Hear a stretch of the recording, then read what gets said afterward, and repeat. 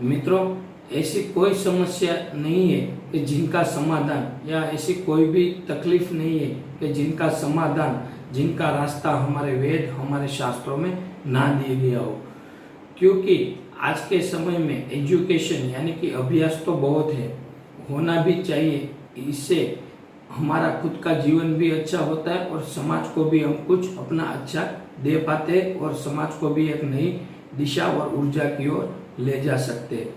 लेकिन उनके साथ हमारे शास्त्र और हमारे वेदों की जानकारी भी थोड़ी होनी चाहिए। मैं तो ये कहूँगा कि बहुत ही ज़्यादा होनी चाहिए, क्योंकि इस सृष्टि में जन्म है तो मृत्यु निश्चित है। ये एक सनातन सत्य है। जो सबसे बड़ा सत्य है वो वही है कि जन्म है तो मृत्यु भी है। लेकिन आप कहेंगे कि ये सभी जानते हैं, लेकिन कुछ लोग जानते हैं, मानते नहीं है। तो इसके साथ हम इसी विषय पर थोड़ी चर्चा करेंगे कि यदि किसी व्यक्ति की मृत्यु हो जाए तो मृत्यु के बाद उनका शव जो होता है यानी कि डेड बॉडी होती है, उनको अकेला नहीं छोड़ा जाता। अब डेड बॉडी के पास कोई ना कोई व्यक्ति शव के पास बैठा ही होता है।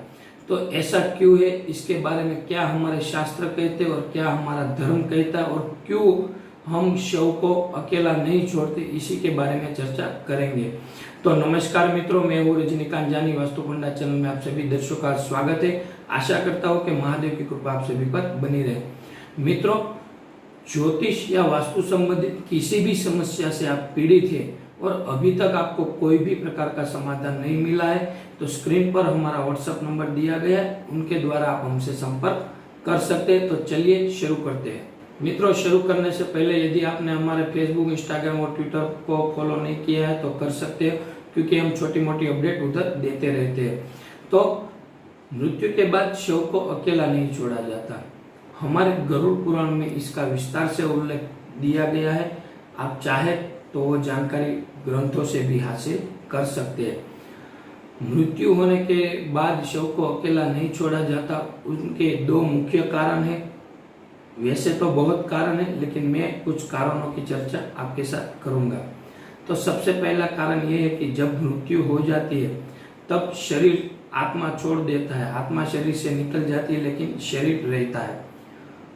अब ऐसे में जब डेड बॉडी अकेली होती है, बिना आत्मा के, बिना जीव के, तो उनके आसपास कहीं ऐसे जीव, ऐसे आत्माएं होती है जिसे आप कोई प्रेत बोलते हैं, कोई भूत बोलता है, कोई आत्मा बोलते हैं, पता नहीं क्या क्या बोलते हैं, लेकिन सही में ऐसा होता है। ऐसी बहुत से सारी प्रेत आत्माएं होती है जिनको मोक्ष नहीं मिला है और जो ये शरीर पर कब्जा करना चाहते हैं। अब ऐसे में कोई आत्मा इस शरीर पर कब्जा कर लेती है तो वो उस आत्मा को भी पीड़ित करती है, उनके शरीर को भी पीड़ित करती है और सारे परिवार वालों को दुख, तकलीफ, दर्द और पीड़ा ही देती है।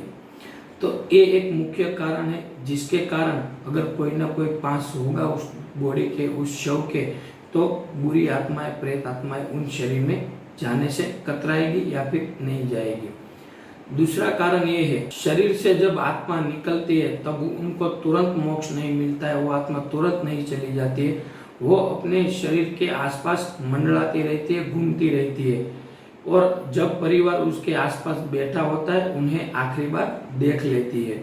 तो ये एक कारण भी है कि शरीर को कभी अकेला नहीं छोड़ा जाता, उनके पास कोई ना कोई परिवार का सदस्य हमेशा रहता है। कुछ सामान्य कारण भी है कि यदि वो शव अकेला रहता है तो जैसे कोई कुत्ता होता है, बिल्ली होती है, या कोई नोच खाते हैं या काट लेते हैं, या फिर कोई मच्छर काट लेता है, या कोई घूमते रहते हैं मच्छर, तो इनकी वजह से उनकी शरीर को जब पीड़ा होती है, उनमें तो आत्मा नहीं है लेकिन उनकी शरीर को इस प्रकार से पीड़ा मिलती है, तब उनकी आत्मा को भी पीड़ा मिलती है। तो इनकी आत्मा को इस प्रकार से किसी भी तरह की पीड़ा न मिले, इस वजह से भी शरीर को या डेड बॉडी को, शव को अकेला नहीं छोड़ा जाता।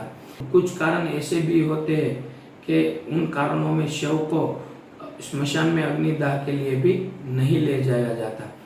मुख्य 3 कारण है। पहला कारण ये है कि अगर पंचम में किसी की मृत्यु होती है तो कुछ समय पसार करने के लिए बॉडी रखते हैं, कुछ समय पंचम जब पूरा होता है उसके बाद ही उनको स्मशान पे ले जाया जाता है। सूर्यास्त सूर्यास्त हो जाने के बाद यदि किसी की मृत्यु होती है तो अगले दिन सूर्योदय की प्रतीक्षा करनी पड़ती है और सूर्योदय होने के बाद ही उनको स्मशान ले जाया जाता है।